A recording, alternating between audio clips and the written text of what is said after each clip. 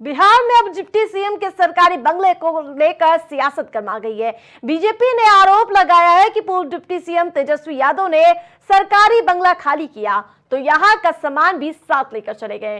Bihar BJP media प्रभारी दानिश इकबाल ने तेजस्वी यादव पर आरोप लगाते हुए कहा कि आरजेडी नेता ने जब 5 देश रत्न मार्ग आवास खाली किया तो अपने साथ सरकारी आवास का बेड, एसी और बेसिन तक निकाल ले गए। बीजेपी ने आरोप लगाया कि तेजस्वी यादव ने सरकारी आवास के जिम का सामान भी गायब कर दिया है।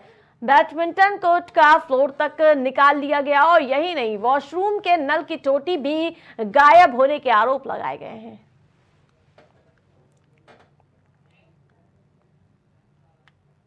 आरएसएस प्रमुख मोहन भागवत ने बड़ा बयान देते हुए कहा कि भारत एक हिंदू राष्ट्र है, हमें एकजुट होना होगा। भागवत ने साथ ही कहा कि हिंदू समाज से एकता का आह्वान किया।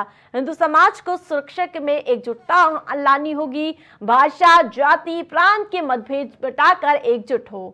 आरएसएस के प्रमुख ने कहा कि हिंदू समाज को एकजुट होकर आपस में मतभेद और विवाद को मिटाने होंगे और इस पर ओवैसी ने पलटवार किया और साथ ही उन्होंने बीजेपी और संघ पर हमला बोलते हुए कहा कि ना तो हिंदुओं को खतरा है ना मुसलमानों को, बल्कि पूरे देश को सिर्फ पीएम मोदी से खतरा है। ओवैसी ने संघ प्रमुख मोहन भागवत पर भी बड़ा हमला करते हुए कहा कि सिर्फ और सिर्फ देश को मोदी और संघ प्रमुख मोहन भागवत से खतरा है।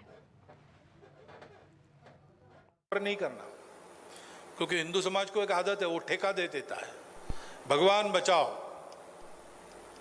अरे भगवान उनको बचाता है जो खुद कुछ करते हैं। वो पांडव जब अपने शस्त्र निकालकर रथ में बैठे युद्ध के लिए, तब भगवान ने उनका सारथ्य किया। भगवान का तो सामर्थ्य था, कुछ करने की जरूरत नहीं थी। भ्रुकुटी टेढ़ी कर देते तो सब दुष्ट लोग मर जाते, लेकिन भगवान ने ऐसा नहीं किया। क्यों? भगवान ऐसे कभी करता नहीं। काम तो उसकी दुनिया में जिन्होंने जन्म लिया है उन्हीं को करना पड़ता है। सत्य संकल्प के पीछे भगवान साहेबूत होकर खड़े हो जाते हैं, छोटी छोटी परीक्षाएं लेके रहते हैं कि भारत के 78 करोड़ हिंदुओं को खतरा है। सुनो मोहन भागवत, ना भारत के हिंदुओं को खतरा है, ना भारत के मुसलमानों को कोई खतरा है। हाँ, एक खतरा भारत के मुसलमानों को, हिंदुओं को, दलितों को, आदिवासियों को, सिखों को, ईसाइयों को है। वो किससे है? नरेंद्र मोदी और मोहन भागवत से खतरा है। कोलकाता के आरजीकर मेडिकल कॉलेज और अस्पताल में ट्रेनी डॉक्टर से रेप और मर्डर के आरोपी संजय राय के खिलाफ सीबीआई ने चार्जशीट फाइल कर दी है। संजय को घटना के अगले दिन 10 अगस्त को अरेस्ट किया गया था, जब पीड़ित की अर्धनग्न डेड बॉडी मिली थी। पोस्टमार्टम रिपोर्ट में डॉक्टर की दोनों आंखों, मुंह और प्राइवेट पार्ट से खून बह रहा था। गर्दन की हड्डी भी टूटी हुई थी और इस घटना को लेकर पश्चिम बंगाल के कोलकाता में जूनियर डॉक्टर लगातार न्याय की गुहार लगा रहे हैं। 6 जूनियर डॉक्टरों ने 5 अक्टूबर को यानी कि अनिश्चितकालीन भूख हड़ताल शुरू की थी, लेकिन इस मुद्दे पर लगातार सियासी पारा हाई होता हुआ नजर आ रहा है और साथ ही साथ लगातार न्याय की गुहार लगाते हुए डॉक्टर्स नजर आ रहे हैं।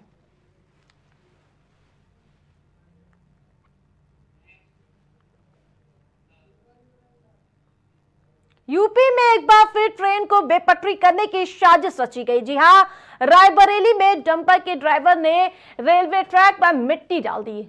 शुक्र यह था कि लोको पायलट की नजर उस पर पड़ गई और उसने इमरजेंसी ब्रेक लगा दिया। 20 फीट पहले ट्रेन रोक दी गई और लोको पायलट संजीव कुमार और को पायलट सौरभ सिंह ने ट्रक से मिट्टी हटाई और धीमी गति से ट्रेन को आगे बढ़ाया। और आपको बता दें कि घटना की सूचना मिलते ही पुलिस और रेलवे की टीम मौके पर पहुंच गई और जांच पड़ताल शुरू की। रेलवे ने घटना के बाद जांच के आदेश दिए। तो वहीं आपको बता दें कि यूपी में 52 दिन में ट्रेन पलटाने की साजिश की ये छठी घटना है। मामले में अज्ञात डंपर चालक के खिलाफ मुकदमा दर्ज कर लिया गया है।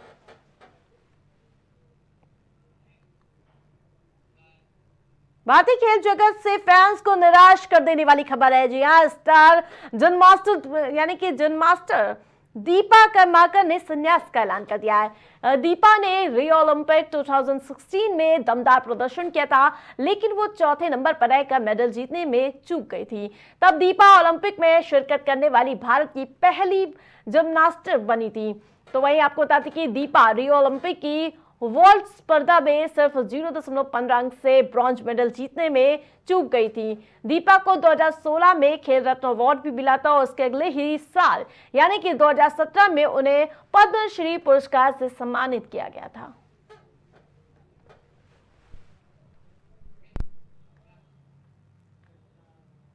राजपथ में मेरे साथ फिलहाल इतना ही। देखते रहिए प्राइम टीवी। कुछ भाव पुष्प। आप देख रहे हैं प्राइम टीवी, सच साहस